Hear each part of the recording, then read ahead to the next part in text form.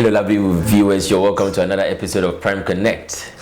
Today, we have an interesting personality, an award-winning journalist. I would like to call him a professional gossip of some sorts. You know, the gossip for some carries to keep body and soul together.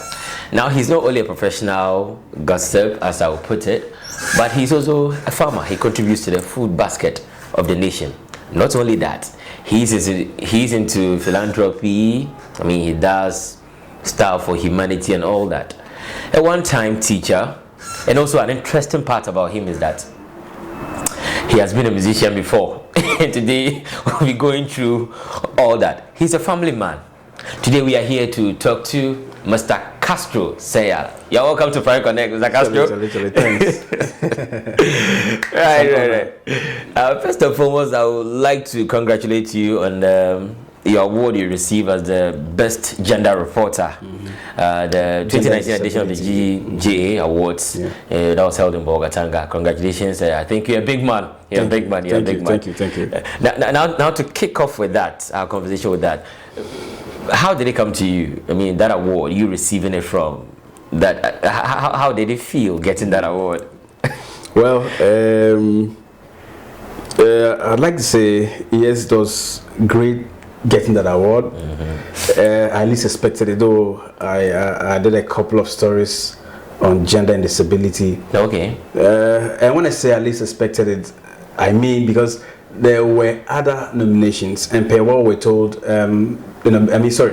entries. Okay. The entries that were filed for that category was on a high. I think they were up to 40 something. Okay. Yes, okay. entries. So me winning that category, it came with a surprise, and that has to do with the fact that the jurors or those who were in charge of the selection,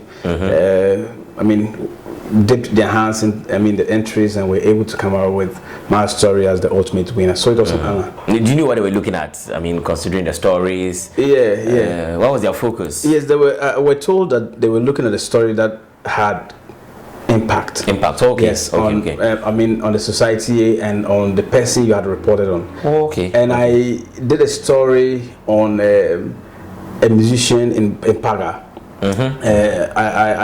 I sometimes don't feel to describe them by their situation, but he is a blind teacher. That's Hubert Ade. Yes, I did a story on Hubert Ade. Humble? Yeah, Humble Hubert. Yes. Okay. I did a story on Humble Hubert, who defied his disability to teach in the classroom. And I tried to tell the story in a way that would make readers or audience love it, because looking at how he was blind and how he's able to write on the blackboard and interact with the students, it was so great. Amazing. Yes, and I took my time. I spent almost, getting to a week to do the shooting. And picking the information, stitching everything together, and then I sat down, took another week to do the scripting, and I had to read over the script. I'll finish. I want to send to the editors. Then something will be like, no, let me wait till tomorrow. I have a different mind. Then I'll go back to sleep again. When I wake up, truly, I'll have a different story a different angle I would like to take. Okay. I kept twisting and changing it like that until I got the picture I wanted, and I filed it. Wow. Yes. I think that's a great one. A great one. So, what is that award to you? Looking at it, what has it given to you? Working in this particular field. Yeah, I think the award has added a lot. It has brought me lots of recognition. Let me put it that way, and also it has made me to know that yes, my hard work or what I'm doing in terms of being a journalist is not going unnoticed. Okay. Yes. Okay. And also, it has really made me, appreciate the fact that the stories I've been doing, and I haven't been getting paid. In those kind of stories. Yes. Because when you're doing exclusive stories, you are putting your own resources into chasing the story and making sure that you get what you want.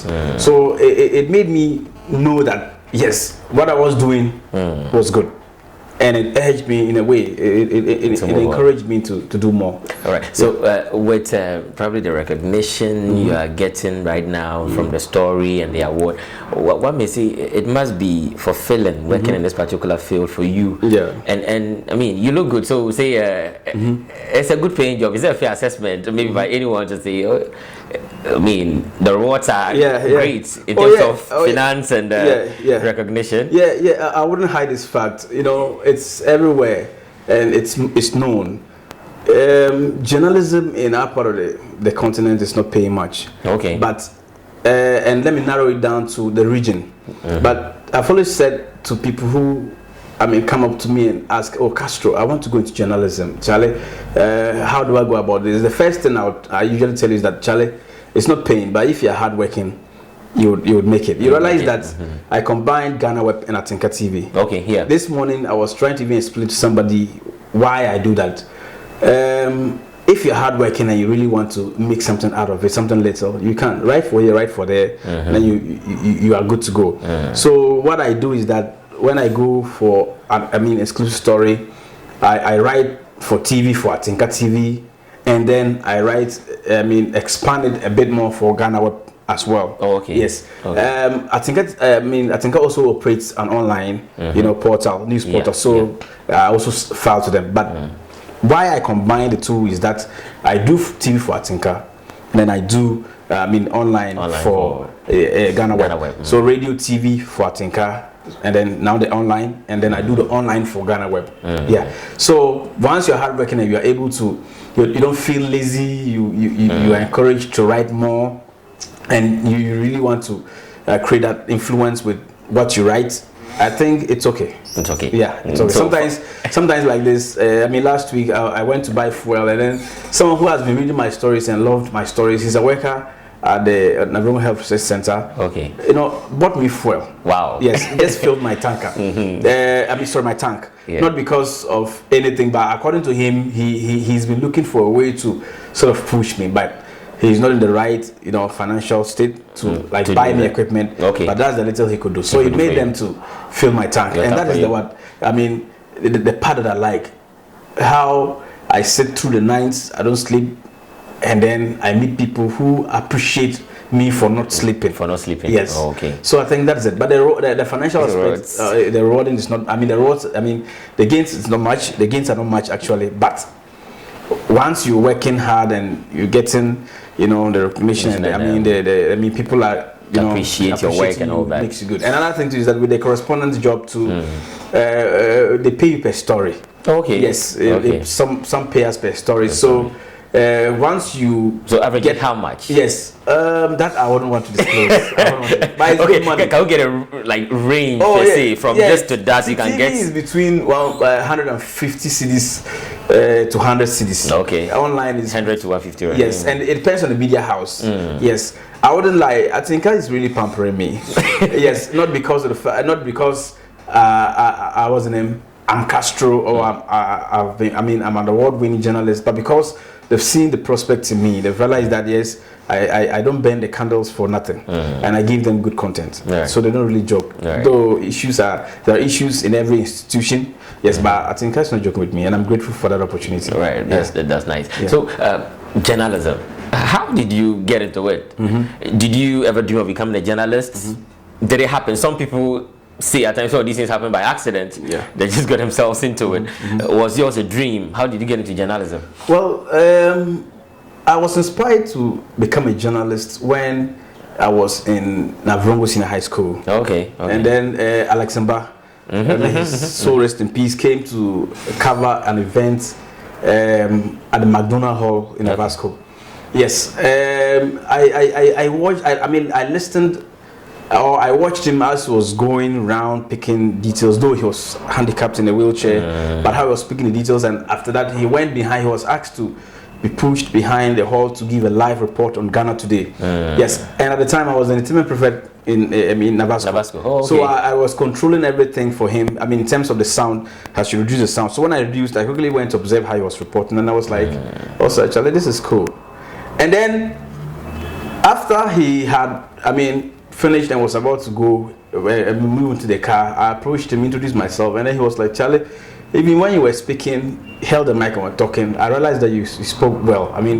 You spoke impeccably. So going to journalism wouldn't be a problem. Okay. Now, after completing, I did agricultural science in Navasco.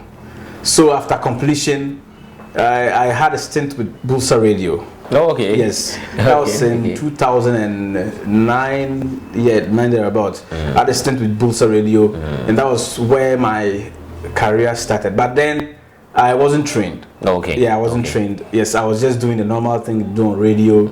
Yes, but I was, because of commitment, I would say I was way ahead of certain things. I mean, in doing certain things. Then finally, I got the opportunity to study journalism. Yes, and that was how it all started. So I don't know how you want me to twist it, but that was how it started. That's how it started. Yeah. Now, I mean, did you have anyone tell you journalism actually what is there? What is there? Because when you're growing up here, at times it's like become a teacher, become a nurse. It's almost like those are the two key things people just become and all that. Did you find people tell you go to training college?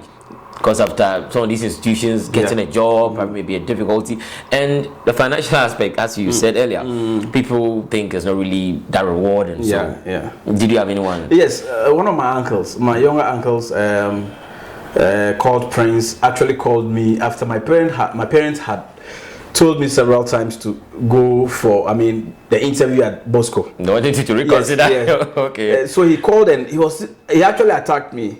Wow. Verbally. They didn't get the opportunities. Me, I had the opportunity and I don't want to go. Now, Bosco is good. I should go. And that was after, I think that was the second time I applied and got the invitation to come, and I didn't go. I didn't show up. I got to go to that Stumut Training College. That one I even had admissions, but I didn't go. Yes, because I felt they should support me in what I wanted to do instead of what they wanted. Yes, and you see, I also had this thing of GIJ was, though it's a well-recognized institution, but if you're going into journalism and you don't take time, you would get discouraged, because once you don't get GIJ, you feel that is it. I remember someone asked me a question after I tried several times to get, to go to GIJ and I couldn't go. Someone asked the question, Castro, do you want to study journalism or you want to go to GIJ? That was what the person asked me. Then I said, profound question. Yes, a very deep question. So I said, I want to study journalism. Then he said, yes, so if you are trying GIJ and you're not getting, there are other schools around. Why don't you go and see if you can get them? NAFTI is running GIJ courses, journalism courses. AUCC is running journalism courses, Zenith College is running journalism courses and all that. They are all recognized institutions. Why don't you, try there? That was when I began to think outside, beyond my feet. And I had to make moves and all that. So, talking me out of considering journalism as something I wanted to do. But because I was committed, I said no, I have to go. So when I wasn't getting, I had to apply for a job at what's the name? What do you call it? Ghana Health Research. Navroma Health Research Center. Okay. So that was where I raised funds and I was able to pursue my dreams, because no one was ready to put money into what you were doing. They never saw prospects. Yes, they never saw prospects. Yes, but I think now, they are appreciating the fact that I took that. At least it was a good one for you. Because that same uncle is the same person who would call me and say, Castro, this office holder called me and said, you did a story about him, and he's very happy. So he said I should thank him, I should thank you for him. Then I said, okay, fine, that's okay. Knowing very well that they themselves have, my uncles, they've come to realize that this is really what I wanted to do, and if they had even supported me, I wouldn't have been where I am now. Right. In journalism, usually people have people they look up to people who inspire them, people who help them, models and all that. Now, you are seen to always idolize Kojo Yanks of multimedia. Almost all the time. People see at times you become quote unquote a newsers with the way you talk about your all the time on the social media. And you did a one-man campaign when he was taking off Joy SMS. That's their Super Morning show. And that he should be brought back. And you even call him a florator. So what is with you and Kojo? What's special about Kojo to you? Kojo is a talent I like so much. Kojo is a language you need to understand. And when I say it's a language, when you see him walking the streets, or ordinarily when you see him, you wouldn't really see what I see. Okay. But because I understand him like a language, I know what I'm talking about. Anytime I talk about Kojo. Kojo is something else. Yes, he's a journalist, for that matter, a respected one. So I like him so much, and that was why when he was taking off the show, I wasn't happy, because I myself am an ardent listener. So when I realized that he had been taken off without explanation, I had to demonstrate, because I like one man demonstration, because I like what Kojo does on radio. I like what he does on radio, and I felt, look, I wasn't the only person who was getting inspired by Kojo. I wasn't the only person who would wake up 4 a.m., tune in to Joy News, Joy FM, and then listen to what he was doing on radio. There were other people doing it, and up to now, people sometimes slide into my inbox on Facebook, on Twitter, and then try to engage me and try to know what's happening about Kojo and all that. Yes. So, in a nutshell, Kojo inspires me. He's inspired me so much with his stories, the Morning Man, the message from the Morning Man. Okay. And you wouldn't believe, I never really had a relationship with Kojo. But at the time I was in NAFTI. Okay. What I just did, I was studying. I just woke up one morning. I had nothing to do. I woke up one morning and said, no, today I have to go to Kojo. Yes. So I just walked up to Kojo without any appointment. Got to the front desk, and then I called. I approached the lady there. Oh, I want to see Kojo. Then she asked, oh, do you have an appointment? I said, no. Who are you? I said, oh, I'm someone who admires Kojo. I just want to meet him. So the lady placed the call through the front desk line to Kojo, and he picked. Then the lady was like, oh, Kojo, there's someone here who wants to see you. He says he's a fan. He wants to see you. Should I allow him stay, or I should let him go? Then Kojo said, oh, no, I'm coming. Tell him I'm coming, right? And Kojo came. Wow. Yeah. Kojo came that moment. It didn't even last. It didn't even get to 5 minutes. Kojo was at the visitors gallery or side of the reception. We sat there, we had a conversation, and when we finished, Kojo gave me 100 cedis to take take trotro and go back to school. Wow. Yes. You see, more money in the pocket. Not even aside, but looking at how he approached, I didn't know Kojo. I never spoke with Kojo. I've never had any interaction with Kojo Yankton. I just went there. Warm reception. Yes, the reception was so warm, and I never believed someone of his status would, because you go to, I haven't tried visiting any other person on radio, but I've heard reports of how some of these popular voices on radio are arrogant and blah blah blah. So I at least expected Kojo to behave to me that way. Yes, but he welcomed me, warmly and all that. So I said, no. This is someone, man. Yeah, this is someone I should keep. So I took his card, and from there I been conversing with him and all that. And once in a while, Kojo will call and tell me, oh, Castro, I want to check up on you.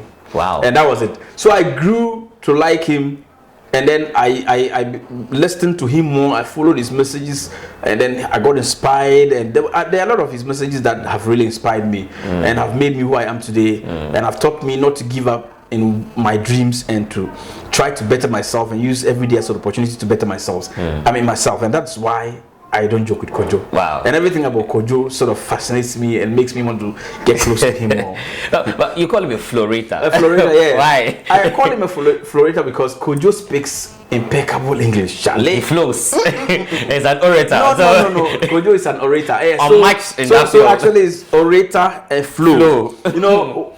There's this. I have to borrow that word. Yes, there's this. I don't know what to say. It's a jargon or whatever that we use among boys' food. This guy, the flow. When it comes to talking or singing or rapping. Yes. So Kojo, I see Kojo to rap on radio. Really? You should listen to Kojo doing an LPM on radio. Yes, Kojo does it with impact. Look. The impeccability is always on point. He flows as if the thing is in his mind. Wow. And this is what makes me like him. That's on radio. And he's deep too. His line of questioning and all that. Politicians, and then interrogating or trying to squeeze information out of office holders is something that I like. And people you know, who have been watching and listening to him would really agree with me that Kojo is really something you shouldn't joke. What of on TV? He appears on TV too. Is it I don't like him on TV or just want him to be back on radio? No, I want him to be on radio. You know, I can't carry the TV around. But once you have the radio, yes, you can always listen. And with the radio, you don't need to spend much, you know, and tuning in. Okay. Yes, but with TV, the data is expensive. With radio, you can even put your earphones in your ears, and then with tuning, and now Joy FM is on DSTV. DSTV, okay. So you can simply switch on to DSTV and listen to off your TV, connect to the woofer or a small speaker. And whilst you are working, you are listening. But with the TV, that means you have to carry it around. Yes. So aside Kojo in the media space, do you have any other person or persons you admire or you look up to when it comes to journalism? Oh yeah, I do. My editor. Okay. Yeah, my editor at Tinka. Oh, okay. Rojana Samoa. She's also an award-winning journalist. Yes, she's very good. She understands and she supports. I mean, she's very supportive. Then my online editor too as well, Fred. Mr. Nyoma. Okay. Yeah, Isaac Nyoma. Yes, Isaac Nyoma is also a very good, person I look up to. And then Kent Mensah. Oh, it's amazing. Yes, he was editor at starfmonline.com. Yes, or starfm.com now. Okay. And then he is the editor, should I say the chief editor at Daily Mail GH. Yes, and he's currently one of the editors, the top editors at Face to Face Africa. Okay. It's a very big news agency or media organization. You know yes. Kent is somebody you call around 1 a.m. when he's supposed to be sleeping and he will pick the call. Yes, I call him Uncle Kent. Yes, and then you call him somewhere around. Call Kent anytime. Kent will pick your call. Send a script to Kent anytime and tell, oh, Uncle Kent, I want you to see if you can do this. And Kent would indeed do it. Kent won't be able to, if Kent is not able to do work on your story or edit your story and, post it or publish it, Kent will call, oh, Castro Charlie, I'm very sorry. Look, I was doing this and that and this, and then I couldn't, that was why I couldn't get back to you. But I'll work on this story. Working as a journalist, I've worked with so many editors, but hardly would you see an editor apologizing for not working on a story. Wow. You understand? You know, they're more like the bosses. Yes. To you. Oh, they're the bosses. So for me, apart from Kojo Jackson, then I have Madam Rojana Samoa, and then we have Isaac Nyoma, and that of Kent Mensah. Okay. When it comes to the people I look up to at the national front, these are, the people I admire so much, and they inspire me. And talking about, do people sleep?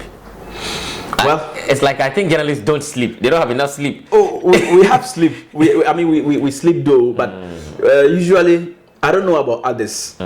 But there are some stories you need to write when the night is, quiet and everybody's sleeping. You can organize your thoughts. Yes, I don't know anyone who writes, especially you do online stories or TV. You'd have to have. You should get a desk at home where you have internet connectivity. You have your machines where you can sit down and have the time to edit, the freedom, and then write. Yes, and so the night usually is when we have time to write. We do sleep, but not so much. No, okay. It's been over a month now. I had sleep. Hard sleep up to 5 hours.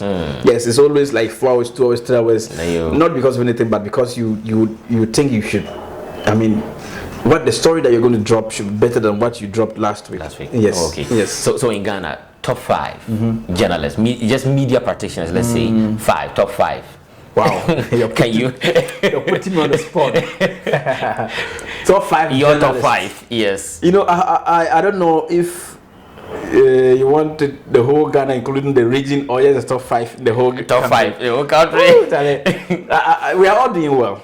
Okay, yes, doing well. We are all doing well. Yes, we are all doing well. The only thing is that those in Accra, because they are in the capital. Yes, in the capital. There's sort of, and there's a difference between a correspondent sending a story through the mail, to your editor, and then a correspondent in Accra walking to the studio. Walking to the media house straight with the story for the editor. Yes, I remember when I was doing attachments in Accra.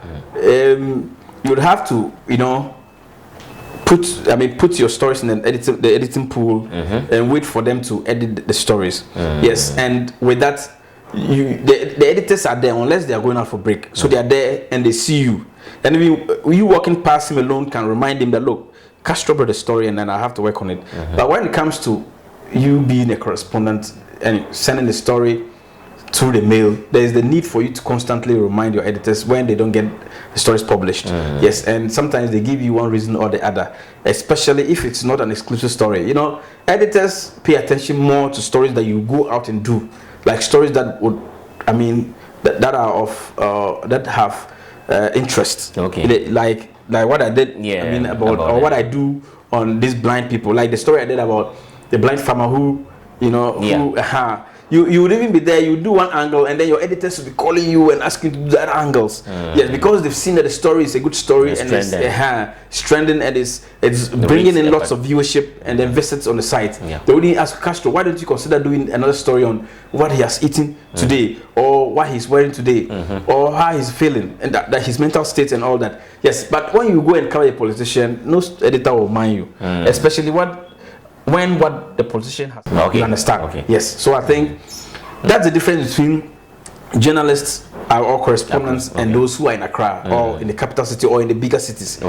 Or those who have close proximity with the media house when it comes to location. Apart from that, we're all doing well. So I wouldn't. So your top 5. We'll have Upper East top 5. No, we're all doing well. Top 5 in Ghana and come to Upper East. But we're all doing well. Seriously. Okay, then Upper East, pick your top 5. I wouldn't say my top 5 though, but Sammy, don't put me on the chopping board. We're all doing fine. Okay, just mention 2 people who you think should be part of your top 5.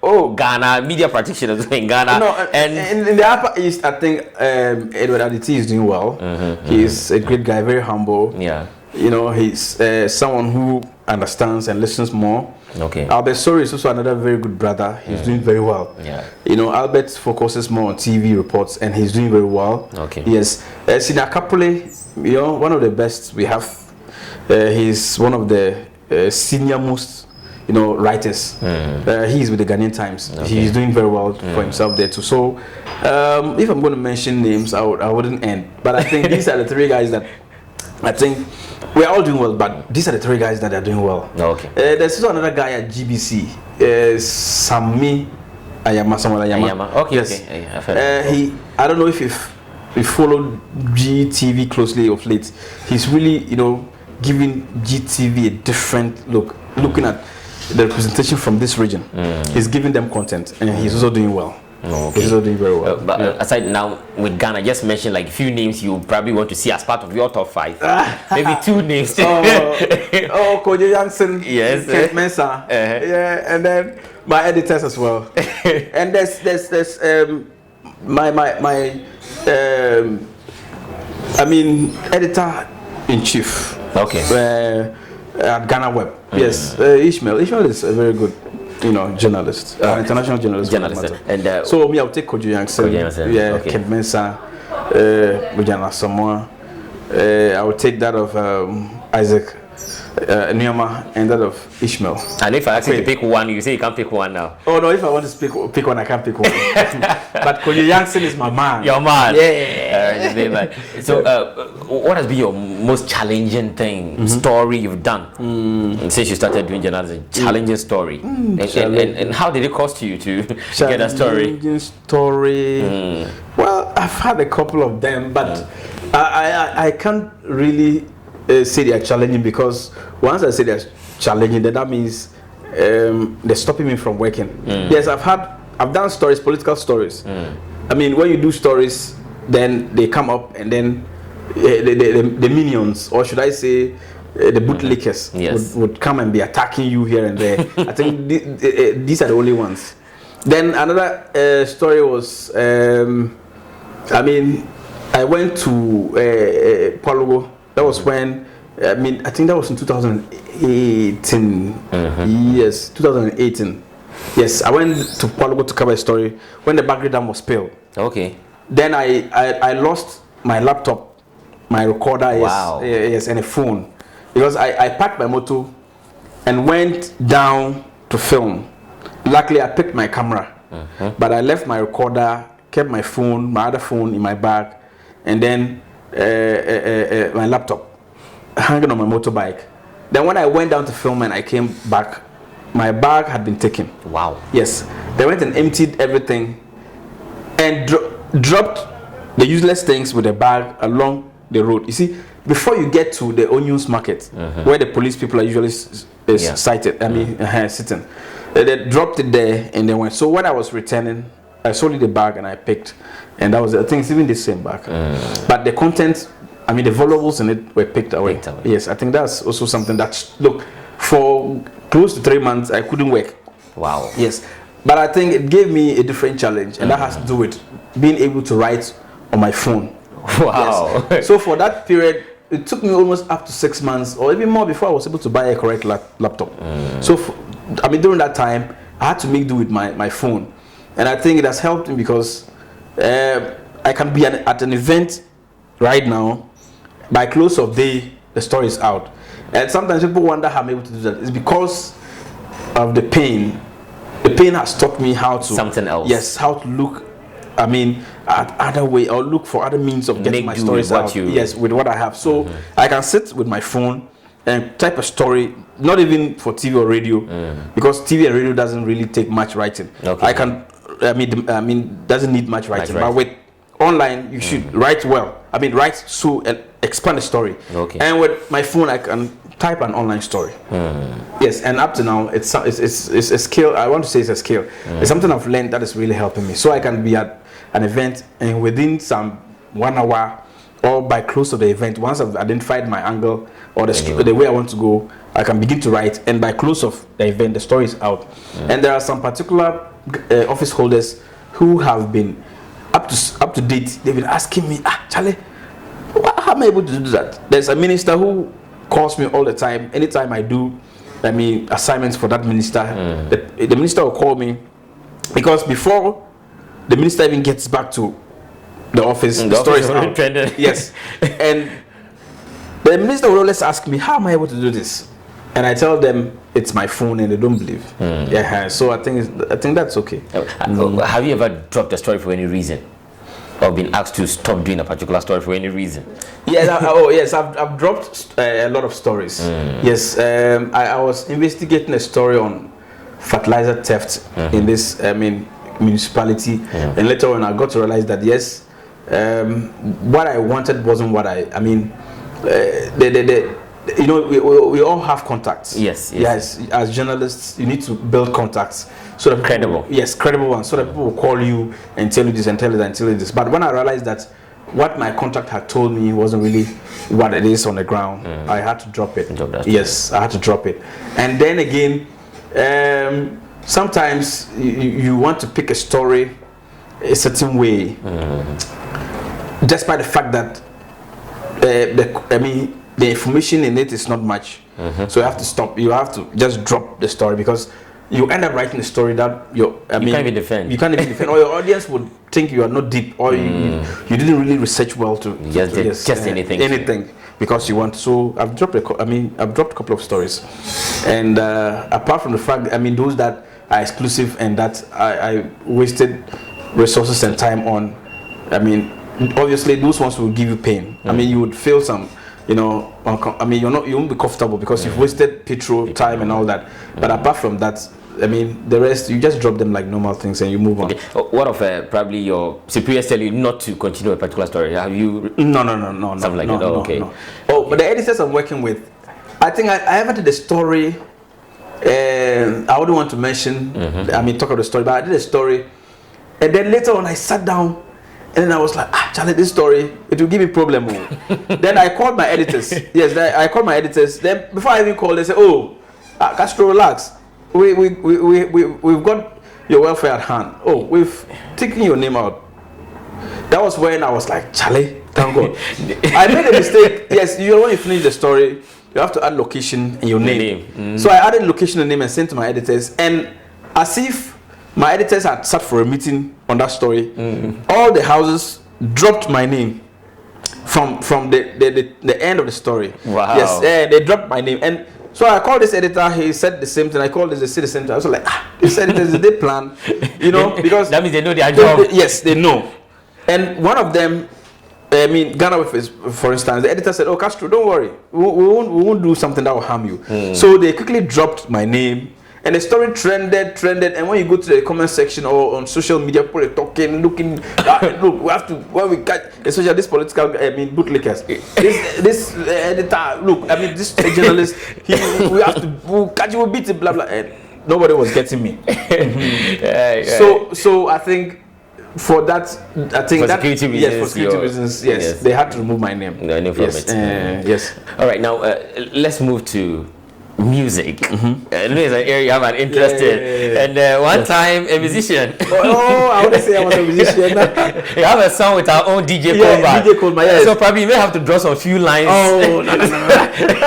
So we'll take you back to those days, Yadi.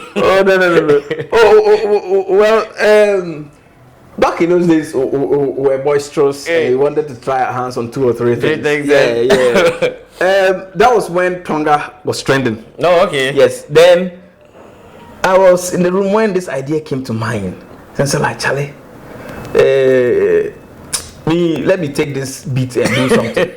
So I quickly called Coleman, DJ Coleman, Charlie, one of the best we have in the region. I called Coleman, Charlie, this Tonga beat, have you listened to it? Then he said, yeah. I said, oh, Charlie, let's also go and do something. Then he was like, are you serious? I said, yes. I said, oh, Charlie, no problem, I should get ready, we are coming. Then he's coming. Then he took a motokuri, came. I also took we went to Mapuka. Marcel. Okay. At the time he was at UDS. Oh, okay. Yes, we went to him at his home studio. Then we entered and we did a song. We rapped. Well, do you remember your lines? I don't remember my lines. Maybe just on 2 or 3 lines. What did you say in the song? I don't remember that song. I don't remember the lines. But you see, the unfortunate part of the story. What made me forget the song so fast was that I did it for somebody. Wow. Yeah. And Coleman too also sang for his wife, the lady who is the wife now. Yeah. Yes, Becca. I did it for a lady called Monica. Okay. So rest in peace. Yes, she died. I think that was last year. So rest in peace. That's my mates. Yeah. What happened was that I was dating her at the time. So. And I was so committed. Like we were committed. We had dated for long. I think for a long time, for almost getting to 10 years. Wow. Yeah, but at the time I did the song, I think we're in our 8th year or so, or 9th or 8th year. Yes. So what happened was that I did that song to sort of, to make you understand that I really loved it. And Coleman also added his voice so that we would tell them that everyone for himself. So this was how it went. All because of Monica. Becca.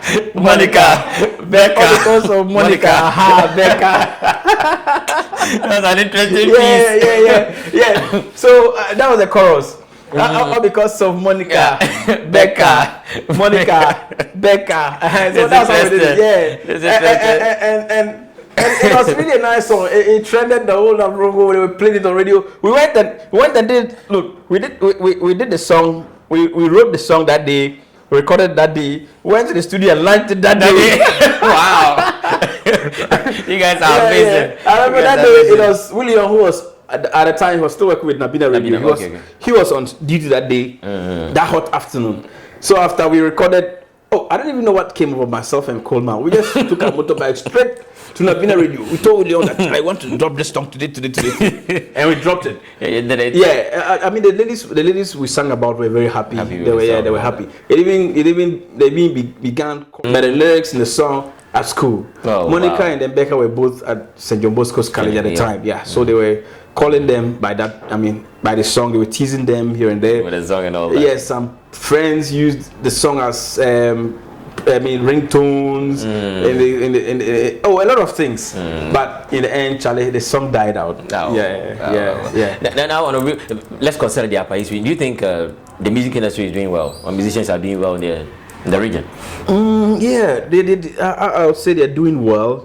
Yes, they're doing well. It's just that we are not as fortunate as other regions. Yes, and that it's not only within the music industry, it's everywhere. Like I was even trying to explain to you in journalism, and it's everywhere. Yes. So I think they're doing well, but it's just that they are not getting, better platforms, or bigger platforms, and they are not getting, I don't know how to say it, but they're not getting some support in terms of how to market their talents and their brands and all that, they package themselves and all that. But aside that, they are doing well. We have quite good talents here. Okay. Yeah. Well, what do you think can push them further, like the talents we have? Oh yeah, I think for me, at least to have a breakthrough. Yes, it's to like have a breakthrough. It's been a while. I don't think we've seen someone break through from the region. From the region, yes. For me, I think musicians here should begin to look beyond recording here. Yes, they should begin to spend money.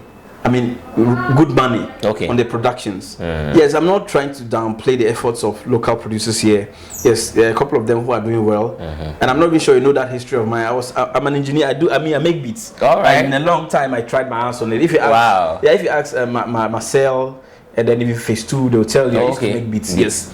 Then they should begin to spend more on their productions. Okay. They should. Once a while, step out of Brongo. You step out of Tamale, go beyond Kumasi, get to Accra, then record with some of the known engineers. If I have to deal plenty money. Yes, if you have to part with at least roughly 2,000 Ghana cedis, but to get a song that would push you out there, it's better than spending 500, 300 here. You know? And once you produce songs that are, when I was on radio, honestly, I used to play songs that wouldn't push, that wouldn't be blastering. Okay. In the output when it goes out. Yes, and that has to do with production. When you produce your song very well and the sound is of good quality, Charlie, everybody would like to play it. That's true. Quality also has, adds to why people download and play songs on radio and other things. Yes, but once you play the song with, excuse me to say, a whack, producer because of using a low budget, what happens is that it discourages people from downloading it in the first place and even playing it and promoting it. Then another thing too is that they should begin to brand themselves in a way. Yes, we understand that things are hard, but branding is very important. And you realize that of late I've been putting things on Facebook saying that even as a journalist, if you don't invite me for a program, I won't come. Okay. Yes, not that I won't do my own stories, or if it's a breaking story, I won't cover it. But when it comes to stories where, like press conferences, meet the press, and those kind of events, if you don't call me, I won't go. Political rallies and all those sort of things, not because of the fact that I don't want to work, but because of the security implications or other things that are attached to it. Yes, so it's the same thing. There are some places that musicians must begin to advise themselves not to go. And when you come to our area or the region, it's not that you shouldn't be walking around as a musician, but you meet a very good rapper with talent, roaming the streets, doing things that he shouldn't be doing. And at the end of the year, he would organize a program and expect people who were seeing him on the streets walking around with dust feet. You understand? You were expecting that he would organize a program and people would come and part with their monies and then sit and watch him perform. Yes, people, you're walking the streets, you're not performing as you're walking. We understand. You're not doing something that has to do with your musical talent. But then, packaging is very important. Yes. Before you drink something from a bottle, you look at it. The content. You look at the packaging first before you use. Yes, there are products that are not good, but once you see the packaging, yes, you are moved to buy it. So it's the same thing. They have to begin to package themselves and brand themselves in a way so that at least they can break through. And when people are coming out from outside the region to collaborate with musicians, they usually want to look at those who are well branded. Yes, and they should also take take every opportunity that comes that has to do with branding.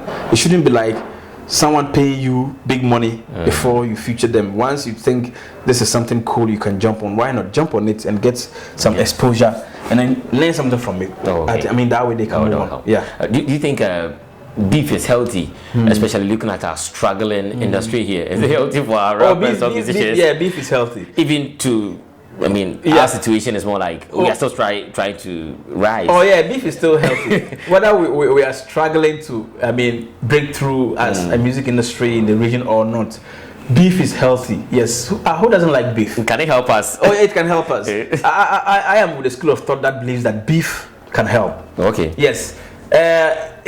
Number one, beef makes other people, because once there's beef, especially on social media like Twitter and then Facebook, you know, they make you trend. There are artists you wouldn't even know about, but once the beef starts, then the trend. You begin to know that, oh, there was this guy called so and so, and so you'd like to you get to know the person. Okay. Even if not in it for anything, would like to know how the person looks like.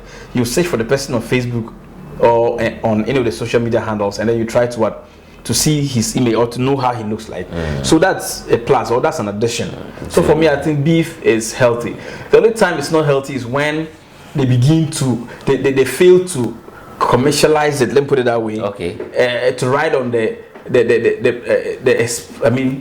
beef itself. No, the part of it that exposes them to new opportunities and new learning environments, and begin to attack themselves on the personal attacks and all that, or physically. Well, physically, I haven't really heard of that yet. Yeah. Though there are threats on social media, especially Facebook, where one will say, "I'll beat you when I meet you," blah blah. But I've not really heard that.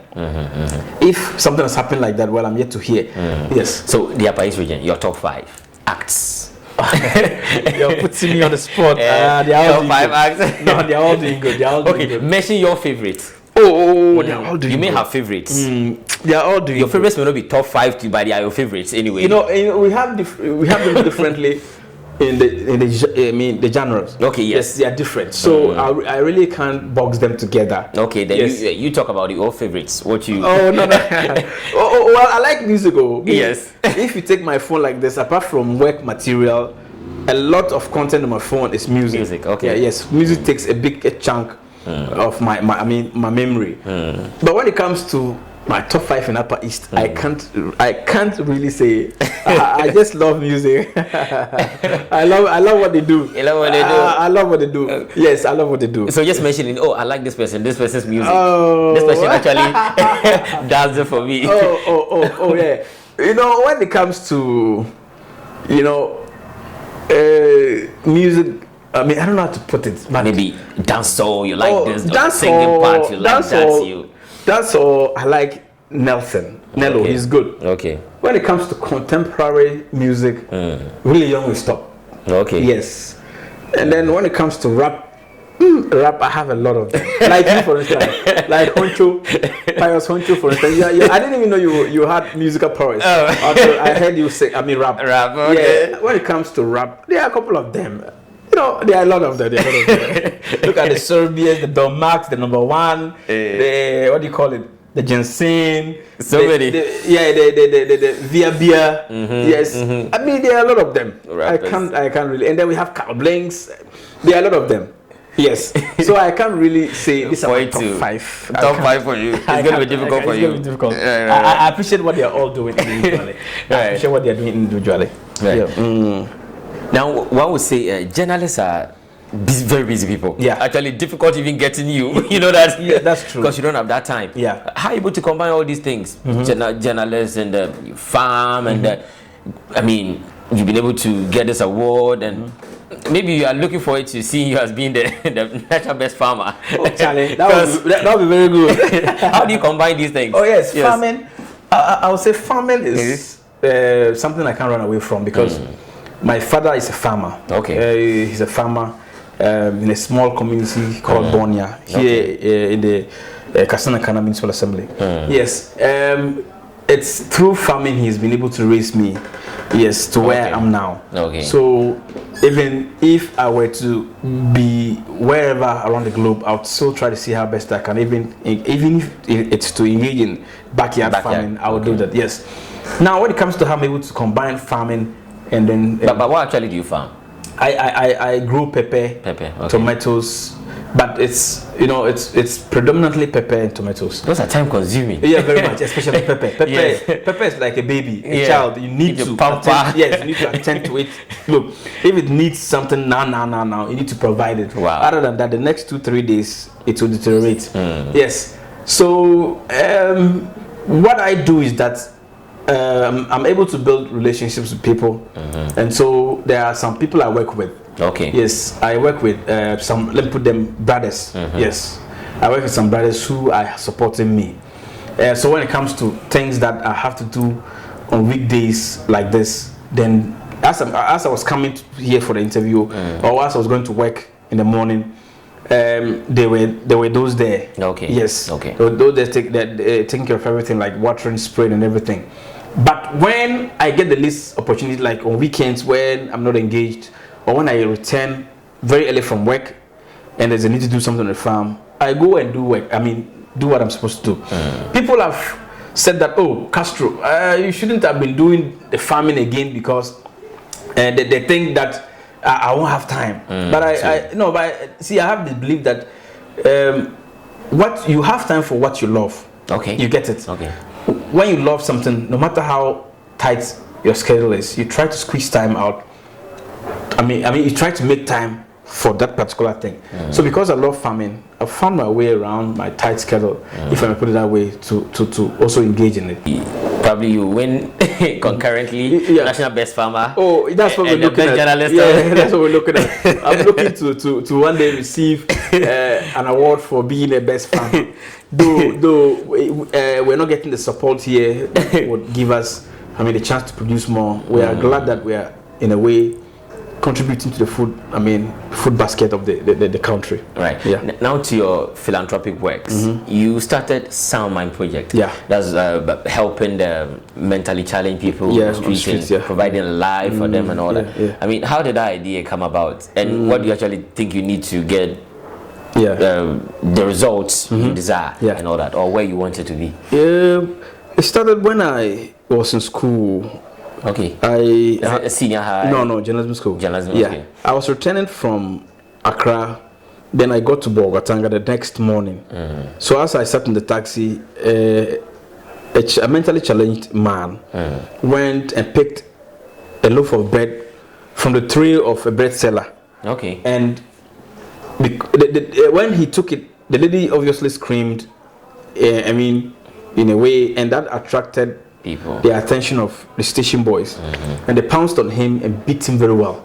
Mentally challenged? Oh yeah, they beat him. They beat him very well. So as I sat there, I wasn't really happy. So I got out of the taxi, went and then pleaded on his behalf, and I paid. I remember that day I even gave 10 cedis, and there was no change, so I had to leave. Yes, and then the guy went out and ate the bread. He went aside and ate the bread, though he wasn't really that hurt, but at least you could feel that he had received some beatings. Yes. So when I got home, I thought about it. I said, these people, what could have, what would warrant, such beatings on someone who they should know doesn't have a mother, a father, or doesn't even feed on the regular. So that was when I began to ask myself, was there a way I could do something little my own way, support, those I can reach. So I began with, cooking for them. Yes, so what I'll do is I'll get my family, I'll buy a bag of rice, a big one, like 25 kilograms, get some other stuff, like oil, all the things needed, then I'll prepare jollof, at least with chicken. Wow. Oh yes, I prepare jollof with chicken, then I put it on my motorbike. Then I move like from one, a mentally challenged person to the other on the streets of Navrongo, Paga, Chuliga, and then that was how I was doing. Wow. Yes. You did that alone?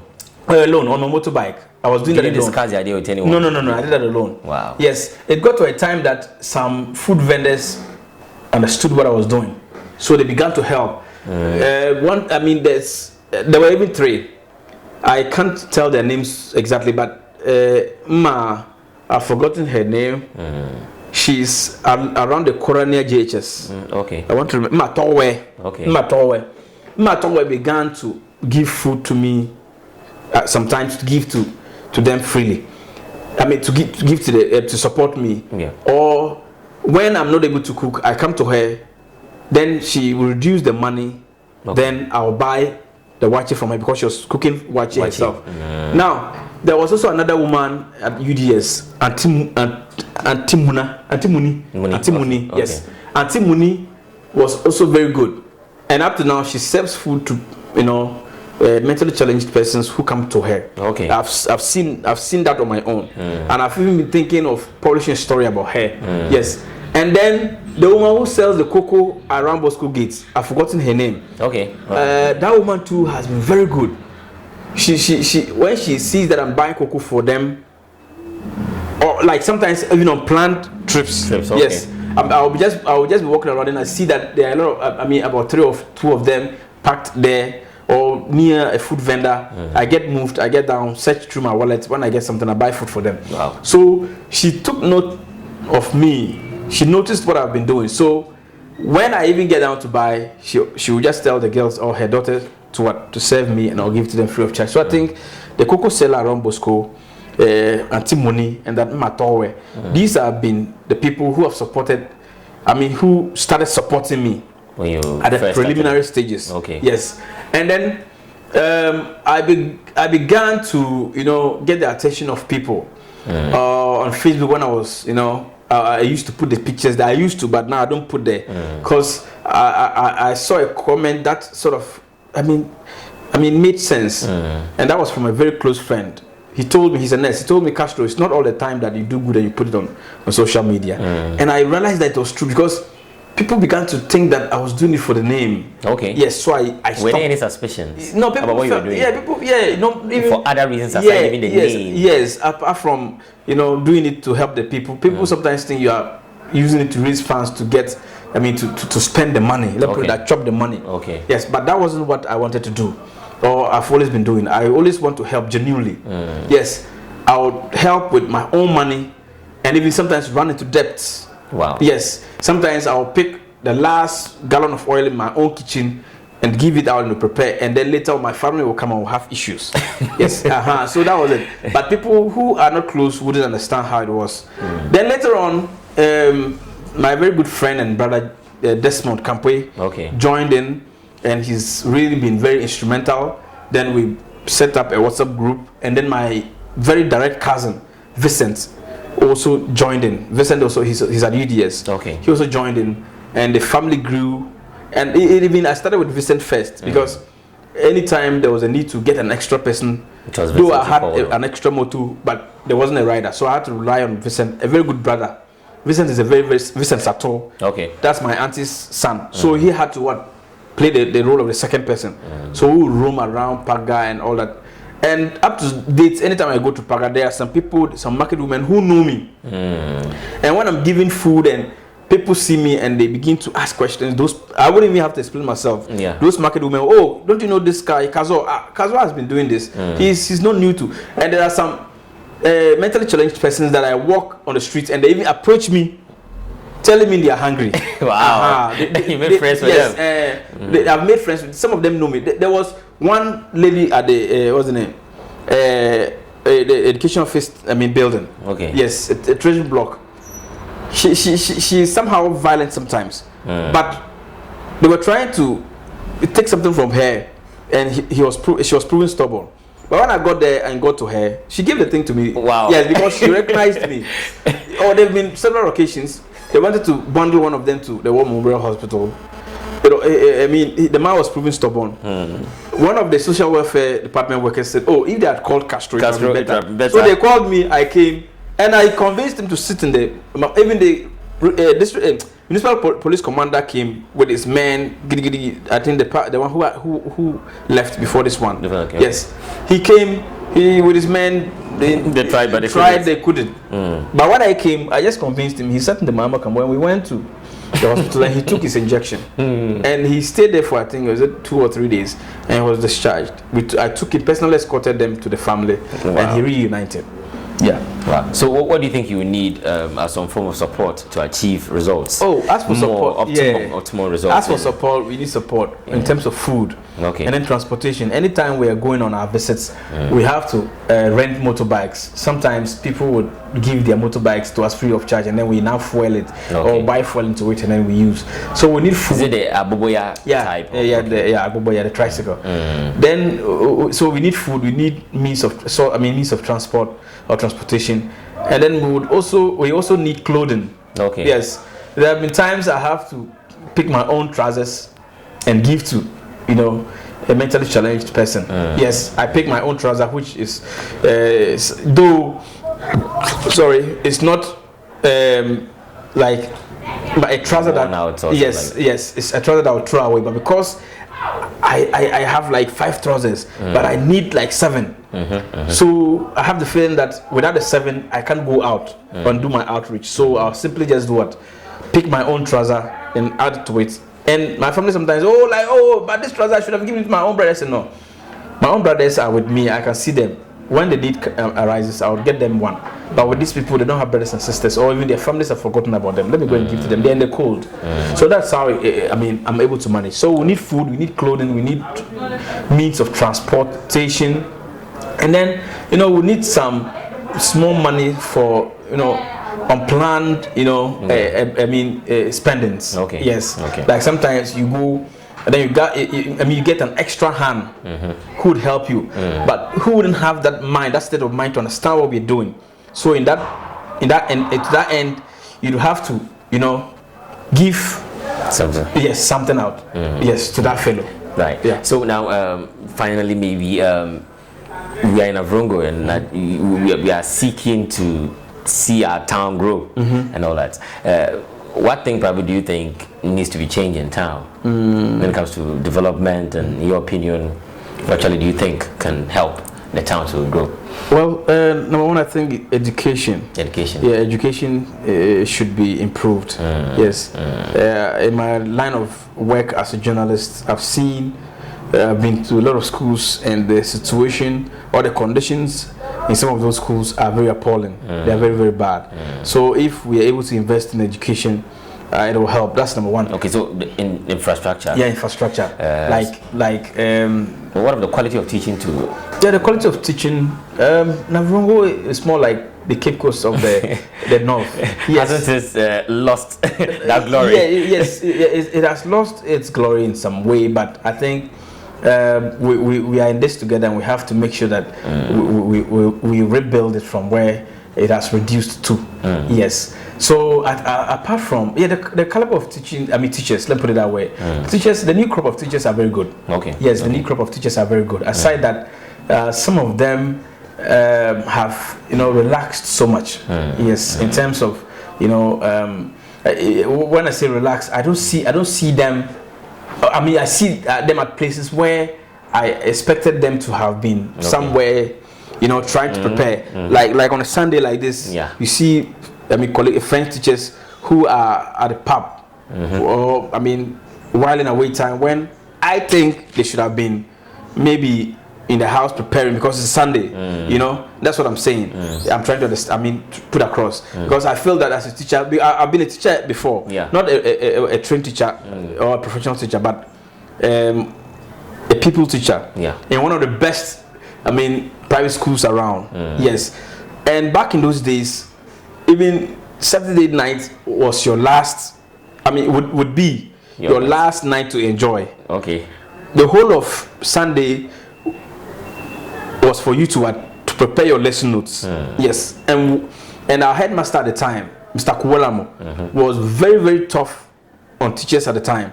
And that's why sometimes results come from that school, particular school. I don't want to mention it because that'll be free hype. Results come from out in terms of BEC, and the school is only stopped. Because though it's a private school with untrained teachers, let's put it that way, the pressure and the training and the monitoring they give to teachers was on the high. And that would obviously translate into best. So I think seeing a teacher, yes, I'm not saying they shouldn't enjoy, but seeing a teacher at the pub or a drinking bar, enjoying and while in away time on a Sunday evening, would definitely make you think like, even if the teacher has prepared the lesson notes on a Saturday, at least it should still be somewhere reflecting on what to do the next day. Yes, or prepare for the week ahead. Because this is 5 days. Yeah. So you can't use one day to prepare for the 5 days. For the 5 days. Okay. Yeah. Yes, so that's what I think. Then I think they should also, equip most of the schools with ICT laboratories. Okay. And then furniture. Yes, ICT is the changer. Okay. The game changer now. Yes, so I think the assembly should begin to look into, giving every school that opportunity, or all the peoples in the schools that opportunity to learn ICT, because it's the new thing. In the world. Right. Yeah. All right, sir. And then the last thing before I forget. Okay. And I'm always fortunate to have an artificial irrigation system. Okay. That is the tunnel irrigation project, which runs through almost a large part of the municipality. It runs. So it covers. communities. Yes, it covers a lot of communities. So I think the assembly should begin to look at innovative ways of helping farmers, because when you wake up in Avrongo, you should count up to about, if not 5 or more than 5 vehicles, driving in to buy pepper. Yes. On a daily basis. Sometimes even more than that, more like 10 or even 15. Yes, if I'm not getting the statistics wrong, over 10. And that translates into revenue for the assembly. So I think the assembly should begin to, look at innovative ways of, helping farmers in terms of agricultural inputs, mechanization, that's machines, and then begin to make, create the marketing environment for farmers. As of now, farmers are at a loss because the pepper market is very low. A bowl of pepper, red pepper, which used to sell somewhere around 2.5, is now selling at 190 Ghana cedis. 90 Ghana cedis, 100 cedis. That's very low compared to what the farmers have injected into making the farm what it is today or now. Yeah, so I think the assembly should look at